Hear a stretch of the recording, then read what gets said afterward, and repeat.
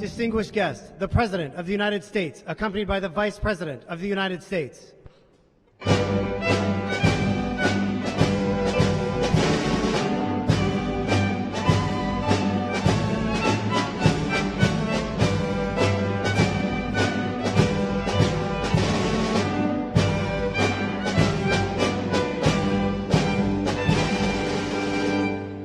Good afternoon, everyone. Please have a seat.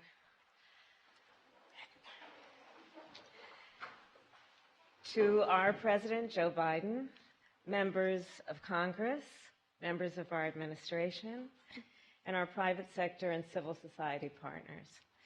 As leaders from government, civil society, and the private sector, I believe we have a moral, ethical, and societal duty to make sure that AI is adopted and advanced in a way that protects the public from potential harm and ensures that everyone is able to enjoy its benefits. Since we took office, President Biden and I have worked to uphold that duty. Before generative AI captured global attention, President Biden and I convened leaders from across our country, from computer scientists to civil rights leaders to legal scholars and business leaders, all to help make sure that the benefits of AI are shared equitably, and to address predictable threats, such as algorithmic discrimination, data privacy violations, and deepfakes. We named it the Blueprint for an AI Bill of Rights, after which President Biden and I had extensive engagement with the leading AI companies to help ensure the private sector commits to the principles in the blueprint, and to establish a minimum baseline of responsible AI practices. We intend that the actions we are taking domestically will serve as a model for international action, understanding that AI developed in one nation can impact the lives and livelihoods of billions of people around the world. Fundamentally, it is our belief that technology with global impact requires global action. Tomorrow, I will travel to the United Kingdom to represent our nation at the Global Summit on AI Safety. There, we will work with our allies and our partners to apply existing international rules and norms with a purpose to promote global order and stability, and where necessary, to build support for additional rules and norms that meet this moment. Let us be clear, when it comes to AI, America is a global leader. It is American companies that lead the world in AI innovation. It is America that can catalyze global action and build global consensus in a way that no other country can. And under President Joe Biden, it is America that will continue to lead on AI. And there are many ways to define the leadership of our President, Joe Biden, as even a quick review of his most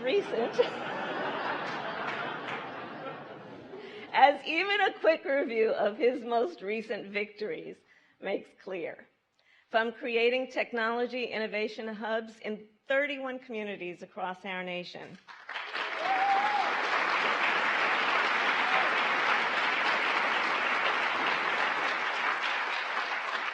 to expanding America's semiconductor industry,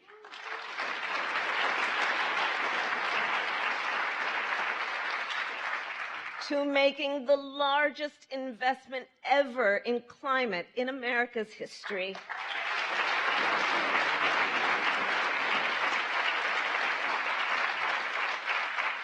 So just a few points to say that President Biden is a leader with a vision for our future. He has the ambition to meet the challenges of the moment here and around the globe, and he has the courage and skill to lead us forward, including on AI. And with that, it is my great honor and privilege to introduce our President, Joe Biden.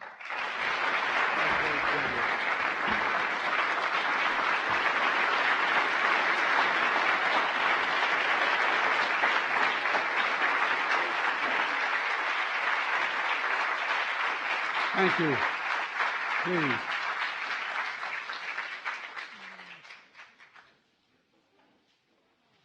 I'm going to remind you of that. I'm teasing. Thank you, Kamal, for that introduction and for your leadership in this issue. Before I begin, I want to explain why I was delayed a few minutes. I've just spoken with President Fain of the United Auto Workers. And let me say a few words about the UAW and the big three automakers, Ford, General Motors, and Stellantis. They have reached a historic agreement and a hard-fought agreement that was really battled for a while, but it was all done in good faith.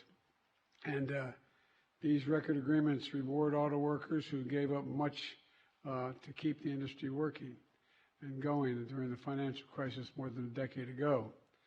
These agreements ensure the iconic Big Three can still lead the world in quality and innovation. Due to the commitment and solidarity of the UAW workers, willing to exercise their right to collectively bargain, they won a record contract with over a 30% increase in wages, greater retirement security, and more paid leave. And the commitment by the Big Three to create more full-time middle-class jobs and invest tens of billions more dollars in plants and factories building automobiles' future here in America.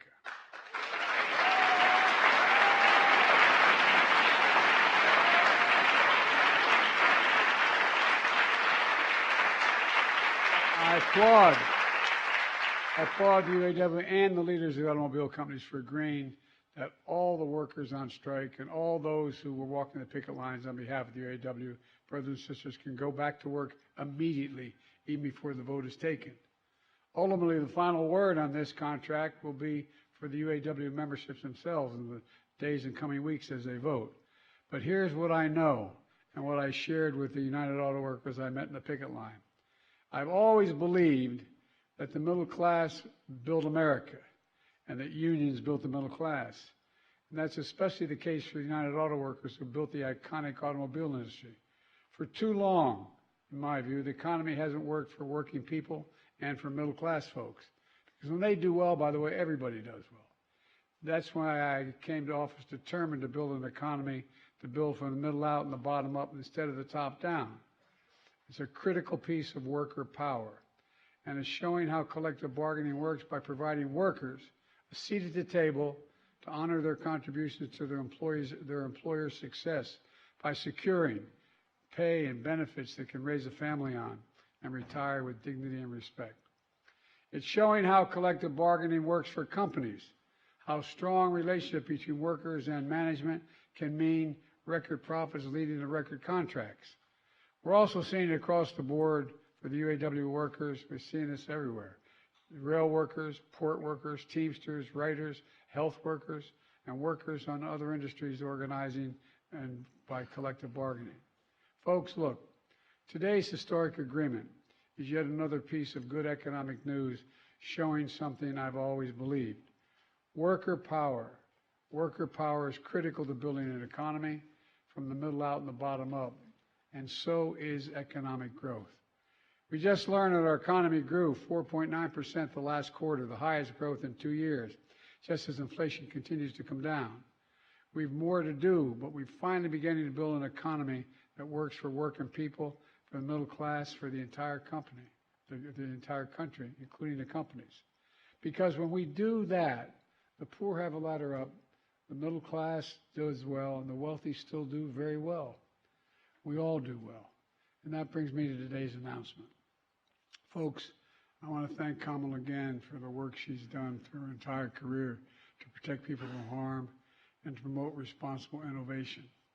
She's traveling the United Kingdom, as she pointed out this week, where she'll highlight how America's setting the standard for AI safety, security, and trust. I want to thank all of you for joining us here. Some of you members of my cabinet, members of Congress, including the Senate Majority Leader Chuck Schumer, who's been a real leader in this here, Chuck. Thank you, pal. You've some state and Senate and local officials, leaders in technology, business, labor, academia, civil rights, civil society.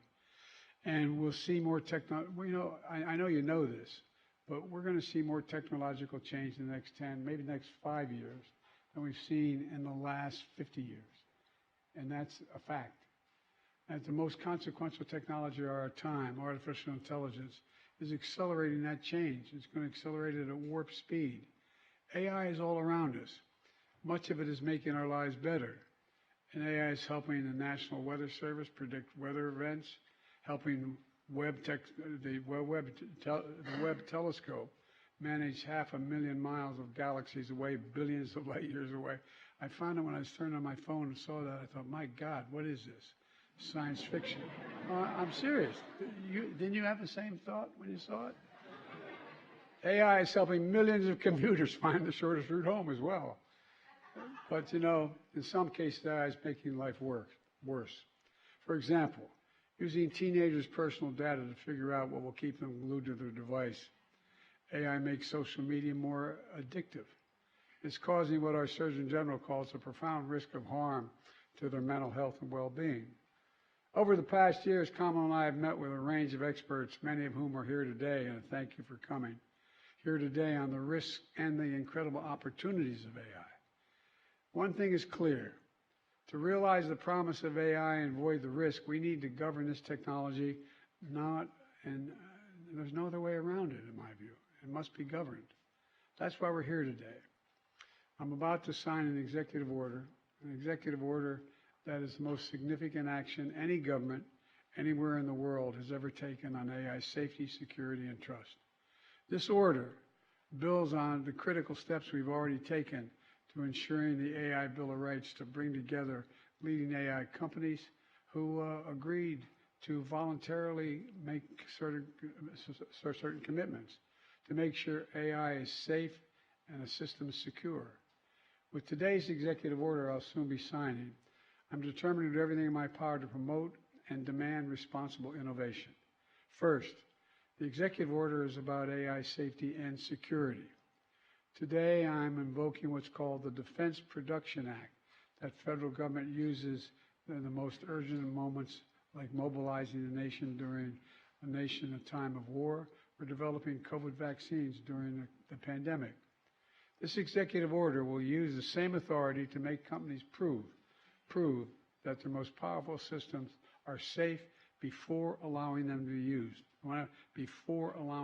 used. That means companies must tell the government about the large-scale AI systems they're developing and share rigorous independent test results to prove they pose no national security or safety risk to the American people. At the same time, I'll direct the Department of Energy to make sure AI systems don't pose chemical, biological, or nuclear risks at the same time. Look, in the wrong hands, AI can make it easier for hackers to exploit vulnerabilities in the software that makes our society run. That's why I'm directing the Department of Defense and the Department of Homeland Security, both of them, to develop game-changing cyber protections that will make our computers and our critical infrastructure more secure than it is today. And that's why my administration has taken decisive steps to prevent these cutting-edge AI chips from being used to undermine our national security, which is possible. Second, the order is about making sure that AI systems can earn the American people's trust, the people's trust around the world. All too often it's already happening. AI devices are being used to deceive people.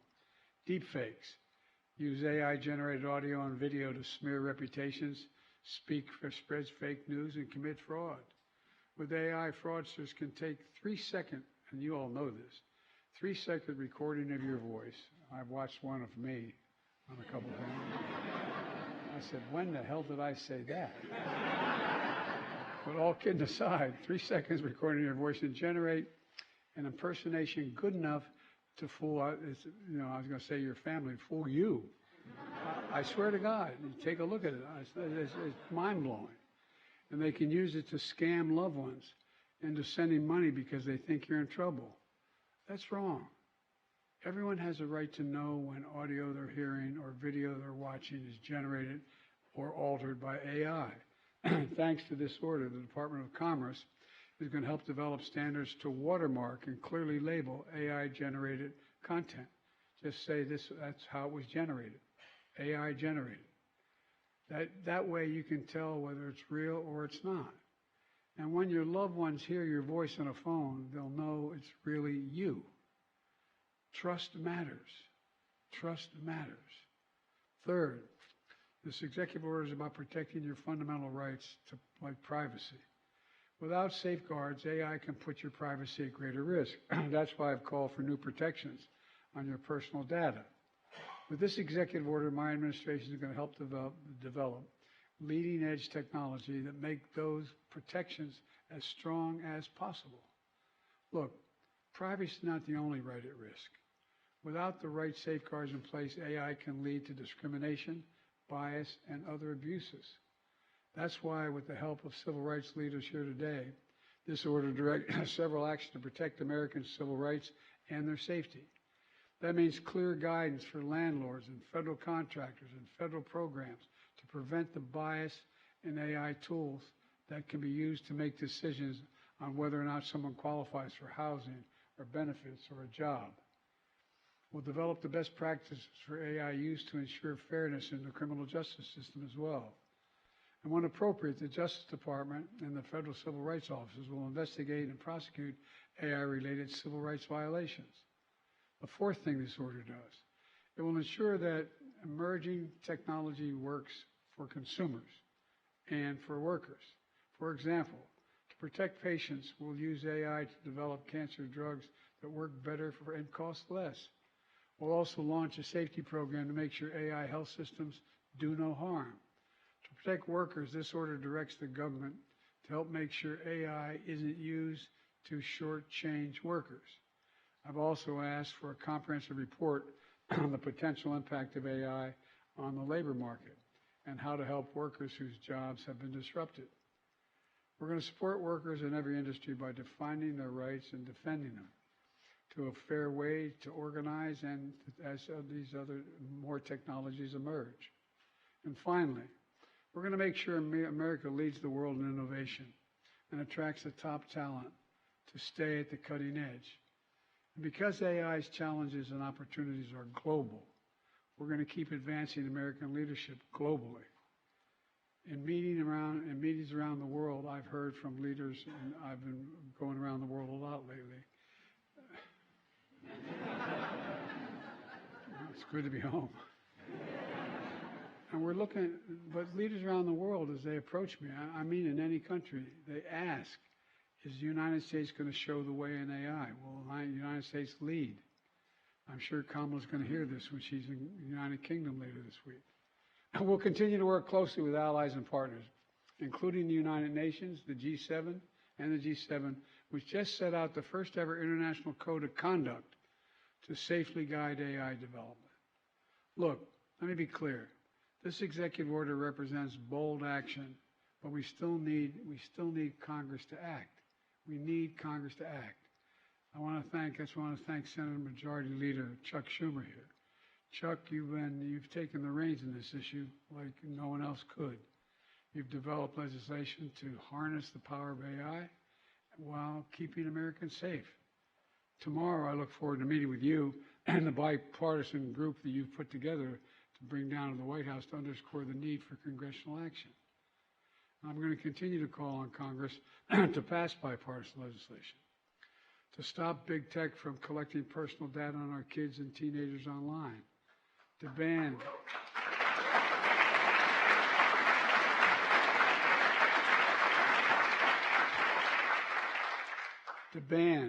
targeting advertising to children, to limit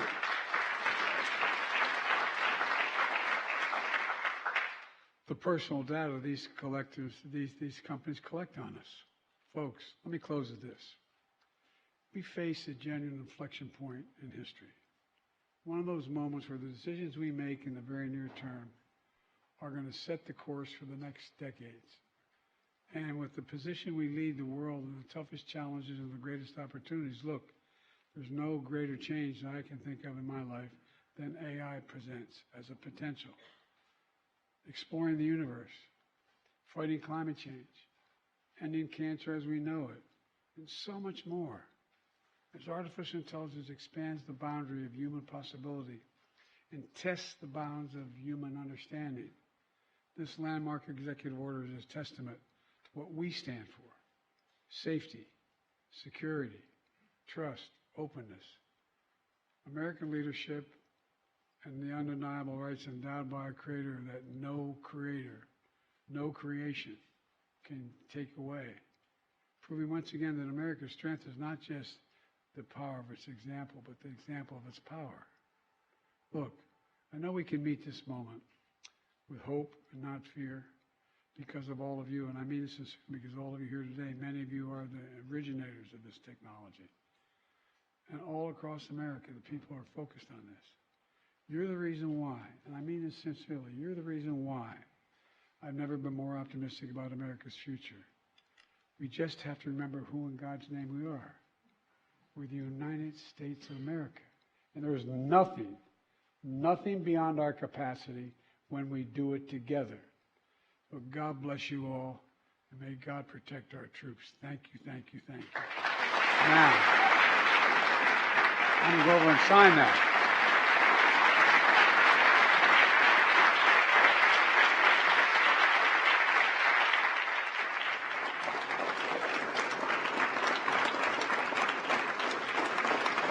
Thank you, thank you, thank you.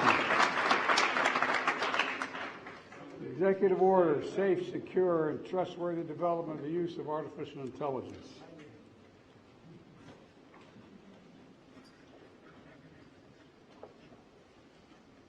Thank you.